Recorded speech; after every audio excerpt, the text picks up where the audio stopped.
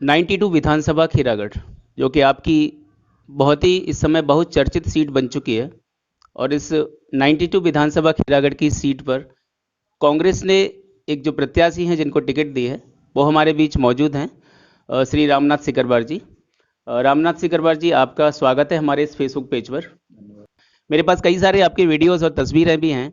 आपने सेना को छोड़ने का प्रयास किया नहीं है अभी तक, क्योंकि सेना जो है शायद आपकी नस नस में बसी हुई है। ऐसा क्या कारण है कि हर वक्त जहां भी जाते हैं आप मोस्टली इसी कोट को पहन करके चलते हैं? एक्चुअली मैं आज जो भी हूँ सेना की बदौलत हूँ।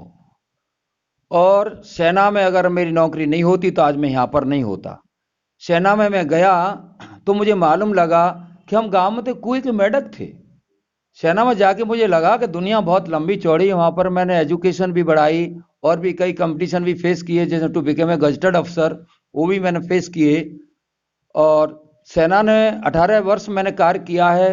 और सेना के अंदर जो देशभक्ति, जो ईमानदारी मैंने देखी, तो मैं रिटायरमेंट लेके 2004 में आया। यहाँ आकर के मैंने देखा कि यहाँ की व्यवस्थाएं पेरिस्ट हो गई हैं, सड़ गल गई हैं। और जहाँ भी मैं जाता था उस समय मुझे ऐसा लगता था कि देश में एक्चुअली में आज़ादी नहीं मिली। 80 साल के बुजुर्ग किसी ऑफिस में जाकर के 25 साल के कर्मचारी अधिकारियों से जब हाथ जोड़ के बात करते थे कि बाबूजी मेरे काम कर दीजिए, तो उनको बोलते ऑफिस से बाहर निकलिए। मैंने यहाँ तो संस्कार खत्म हो गए। हम भी कई बार गए ऑफिसों में, हमारे साथ में ही सलूक हुआ। उसके बाद हमने यहाँ एक लक्ष्मण सेना का संगठन गठन किया और क्षेत्र में आंदोलन खड़े किए। शुरुआत में लक्ष्मण सेना से आपने शुरुआत की थी, तो उस समय कोई भी नहीं जानता था कि शायद आप राजनीति की तरफ रुख करेंगे या नहीं करेंगे, क्योंकि लक्ष्मण सेना एक ऐसी सेना थी जिसमें आज के युवाओं को आप जोड़ रहे थे उस समय। तो क्या आपको उस समय लग रहा था कि आप लक्ष्मण सेना से राजनीति की तरफ आएंगे? लक्ष्मण सेना एक शक्ति गठन किया था मैंने। बिखरी हुई शक्ति काम नहीं कर पा रही थी, तो मैंने सोचा अच्छी क्वालिटी के लोगों को इकट्ठा किया जाए। जो जो लोग बैठे हुए ऑफिसों में, मैं उनको सरकारी गुंडे कहता हूं। ऐसा लगता है कि ये सरकारी गुंडे बैठे हुए हैं और इनका हम विरोध करेंगे तो ये हमको धाराएं लगा करके जेल भेज देंगे। ऐसा ही हुआ। जब हमने इनका विरोध किया तो मेरे ऊपर बहुत सारे मुकदमे लगे, कई बार जेल भी जाना पड़ा। और लोगों ने मेरा साथ दिया, कई आंदोलन किए। यहां से जेल गया, वहां भी मुझे बहुत बड़ी गुलामी नजर आई। थाने गया, वहां भी गुलामी नजर आई। जिस ऑफिस में जाता था ऐसा लग रहा था आजादी का आनंद मुट्ठी भर लोगों ने लिया।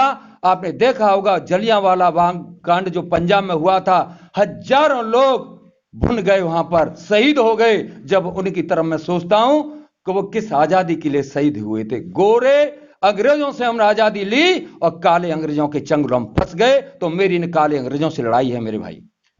चलिए, और राजनीति में बहुत सारी पार्टियां इस समय मैदान में हैं, और जैसे कांग्रेस को छोड़ें तो समाजवादी पार्टी है, भारतीय जनता पार्टी है, राष्ट्रीय लोकदल है।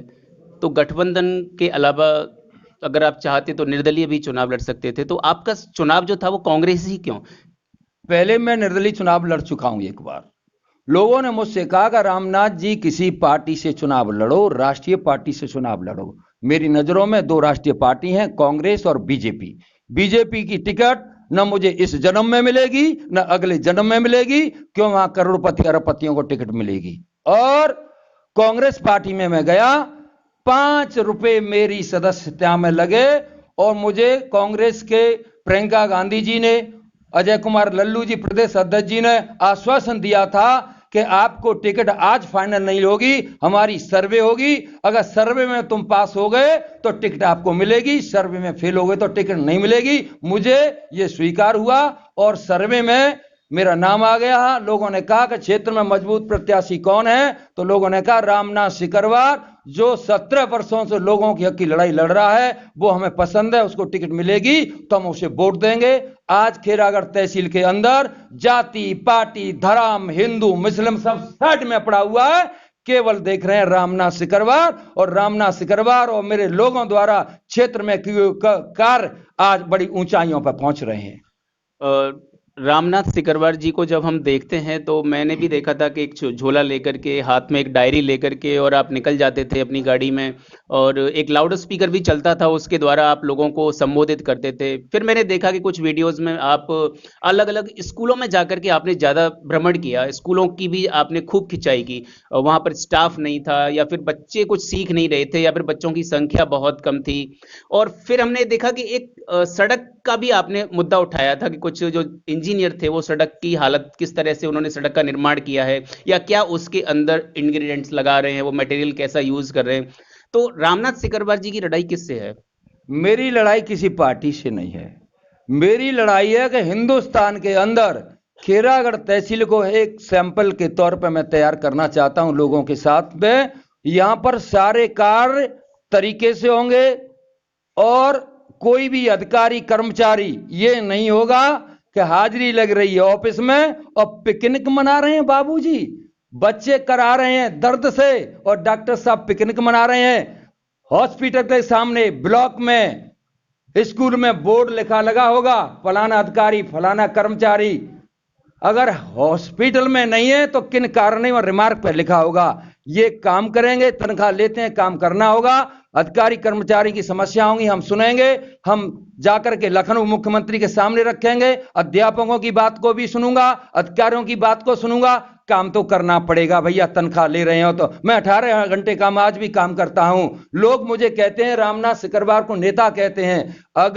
अगर मुझे नेता कहते हैं, अगर मैंने इनके लिए काम नहीं किए तो मुझे नेता कहलाने का हक नहीं है। लोगों को मैं एकता सिखा रहा हूं। एकता में मैं आदमी का भी आपको उदाहरण नहीं दूंगा, जानवर का भी उदाहरण नहीं दूंगा, एक मधुमक्खी का उदाहरण दूंगा। मधुमक्खी का छत्ता होता शहद पे बैठी हुई, एक मक्खी को छिड़ के देख लीजिए, मालूम लग जाएगा एक मक्खी तुम्हारी हालत खराब कर देगी। जब मधुमक्खी में इतनी ताकत, इतनी एकता हो जाएगी, मधुमक्खी को नहीं झेल सकते हैं। बंधुओं, हम तो इंसान हैं और दिखा देंगे खैरागढ़ तहसील में काम कैसे होता है। आजादी खैरागढ़ तहसील में हम आपको दिखाएंगे। 92 विधानसभा जो है हमारी, उस समय यहाँ का जो वोटर है वो इतना इस समय परेशान है या फिर वो इस दुविधा में है कि वो पार्टी को वोट दे, प्रत्याशी को वोट दे या फिर जातिवाद को वोट दे। मैं देश की जनता को आपके माध्यम से कहना चाहता हूं, भाइयों, अब जाति पार्टी धर्म हिंदू मुस्लिम के नाम पर वोट देना बंद करो। अगर हिंदुस्तान में बदलाव लाना है तो आप केवल व्यक्ति को चुने। छोटे चुनाव से लेकर के बड़े चुनाव तक व्यक्ति को वोट दें और जाति पार्टी धर्म हिंदू मुस्लिम के नाम पर वोट देते रहेंगे तो हमारे जहरीले लोग जिन्होंने हमारा शोषण किया, हमारा अत्याचार किया, उन्होंने नोट कमाए, करोड़पति अरबपति बन गए और पार्टी में नोट दे आए, करोड़ों रुपए दे के आ रहे हैं। कई पार्टियां नोट दे रही है, वहां पर नोट ले रही है और आप उसके नाम पर टिकट दे रहे हैं। इसका कारण सिर्फ यही है कि हम लोग होश में नहीं है। होश में तब आएंगे तब शिक्षा अच्छी होगी। इसलिए सबसे पहले शिक्षा पे ध्यान दे रहा हूं मैं।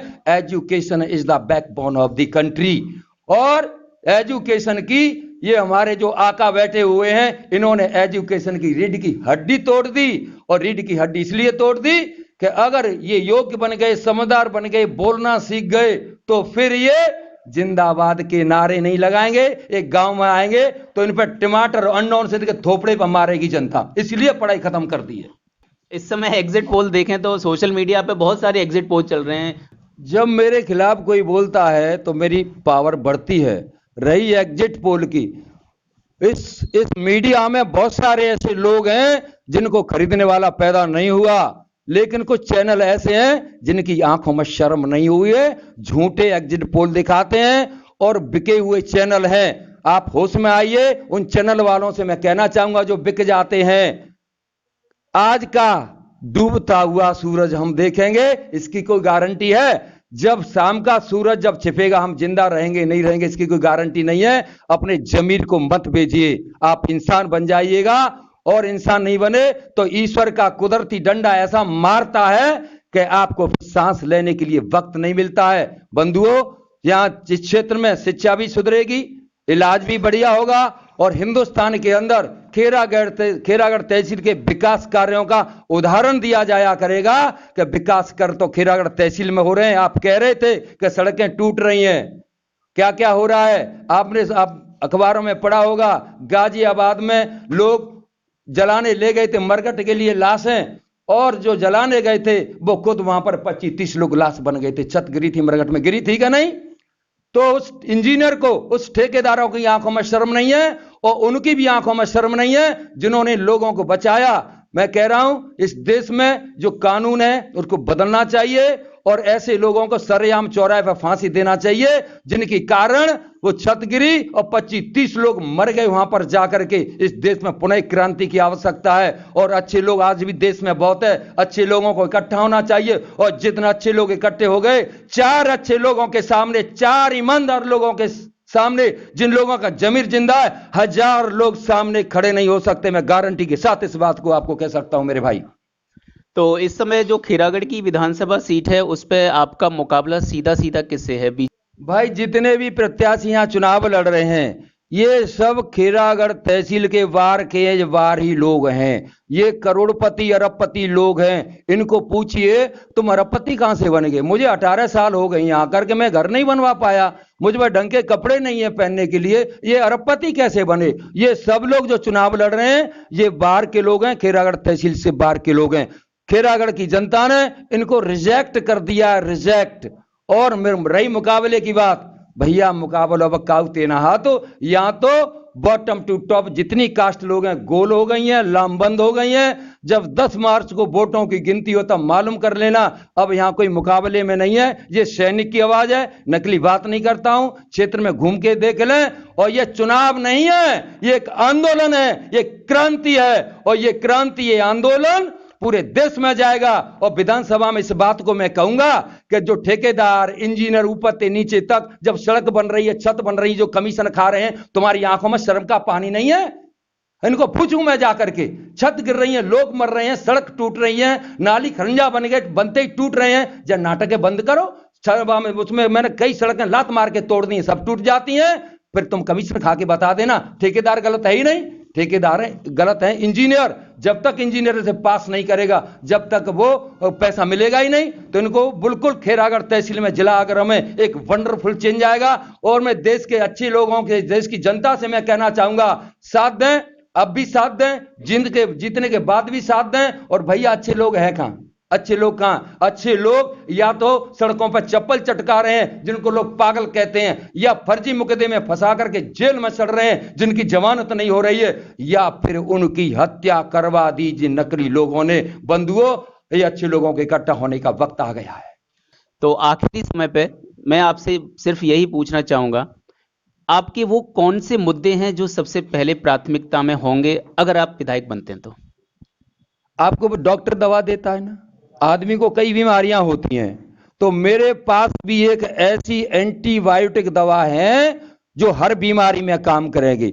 जहां जहां मेरे लोगों की, जहां जहां तहसील के लोगों की, जहां जहां विधायक होऊंगा तो प्रदेश की भी जिम्मेदारी मुझ पर बनती है। प्रदेश के लोगों की, देश के लोगों की जो समस्या होंगी उनकी बात को सुना जाएगा। सिस्टम में ऐसा कोई आदमी नहीं होगा जो जायज बात को नहीं सुनेगा। नहीं तो क्षेत्र की लाखों की जनता को ले जा करके मैं कूच कर दूंगा। कहीं भी विधायक रहूं न रहूं, लेकिन जनता के हक की लड़ाई के लिए चाहे मुझे कुछ भी करना पड़े पीछे नहीं हटूंगा। और जब मैं घर से निकलता हूं मुझे पता नहीं रहता कि मैं जेल जाऊंगा या आंख शाम मेरी मरघट में होगी। इस तरीके से हम लड़ते हैं और face the challenges squarely with bold determination. और पूरी शक्ति के साथ चुनौतियों का सामना करोगे तो ईश्वरी शक्तियां, जनता की शक्तियां उसमें साथ देती हैं। और जो भेड़ बकरियां जो कहते हैं ना कि रामनाथ को ये कर देंगे, वो कर देंगे, अरे तुम्हारी तो औकात है क्या कि रामनाथ को तुम मरवा दोगे?